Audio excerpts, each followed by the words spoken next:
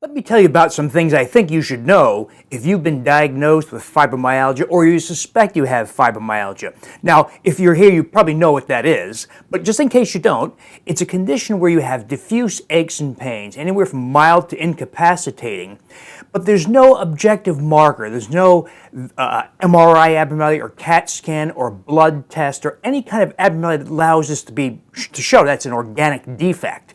For that reason, a lot of practicing physicians tend to believe it's not even a real condition, though it's becoming clearer and clearer that it really is.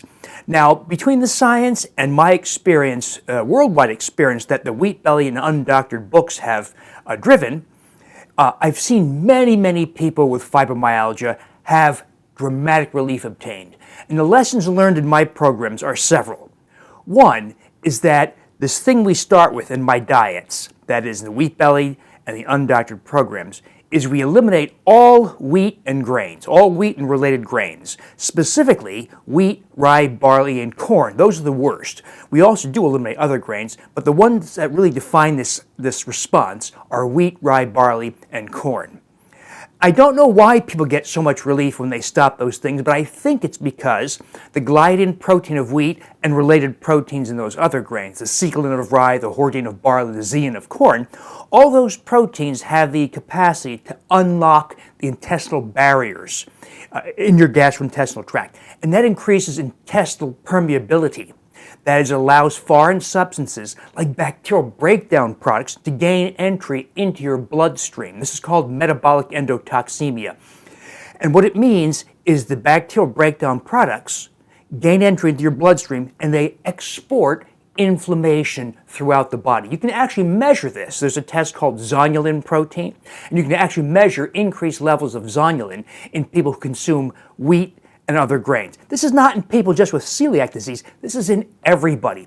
Everybody who consumes wheat and related grains triggers a higher level of the zonulin protein that tells us that there's an increase in intestinal permeability and thereby the export of inflammatory products from bacteria into the bloodstream. And I believe that is part of the reason why people with fibromyalgia have pain, and when they remove all the gliadin protein of wheat and other grains, they have dramatic relief.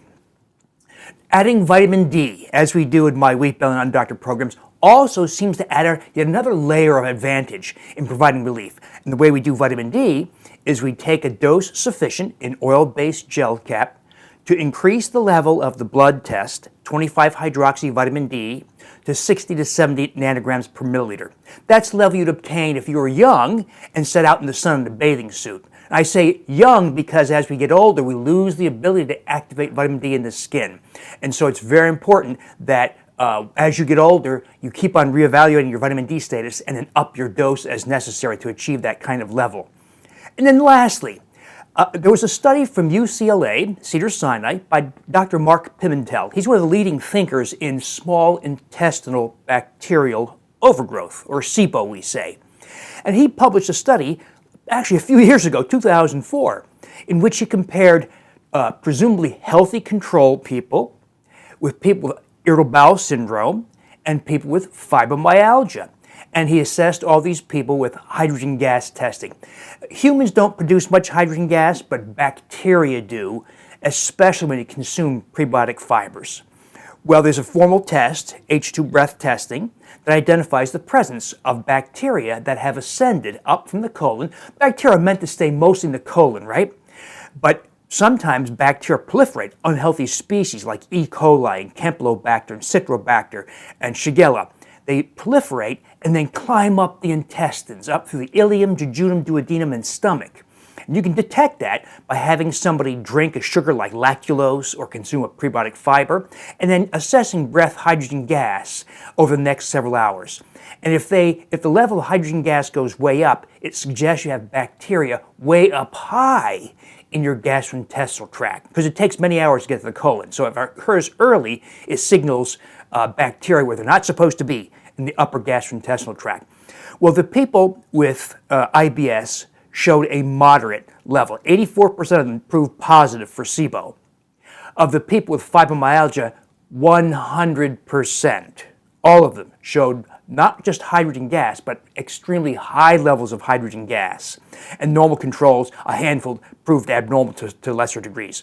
In other words, if we take these data at face value, IBS, irritable bowel syndrome, is to a large degree moderately severe SIBO. And fibromyalgia is severe SIBO. And you know what? I've seen this play out in real life. There have been many people who, in my programs, obtain partial relief with wheat and grain elimination. Some do obtain total relief, by the way, but some don't go all the way. They add vitamin D, a little bit more improvement. But then they get themselves assessed for SIBO, which, by the way, you can now do by yourself with a home device called an AIRE device, A-I-R-E.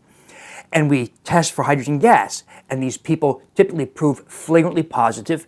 And then we show people how to eradicate SIBO, how to correct it on their own without their doctor, using such things as herbal antibiotics. There are 2 regimens of herbal antibiotics that have proven efficacy, that is, actual clinical evidence of efficacy.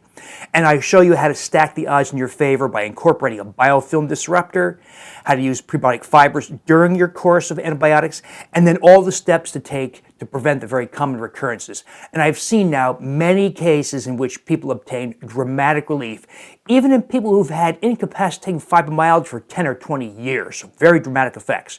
If that interests you, and if this applies to you, that's a lot to go into, exactly what to do with SIBO, etc. But join my conversations. I have more conversations in my YouTube channel, of course. See my Wheat Belly blog, my Undoctored blog. And if you think you have SIBO, or you want to know how to test for it, or look for telltale signs, and what steps it take to eradicate it and then prevent recurrence, that's what we do in my Undoctored Inner Circle. But bottom line here is, if you have fibromyalgia or you suspect you have fibromyalgia, think long and hard about wheat and grain elimination and all the other benefits you get from that strategy, by the way.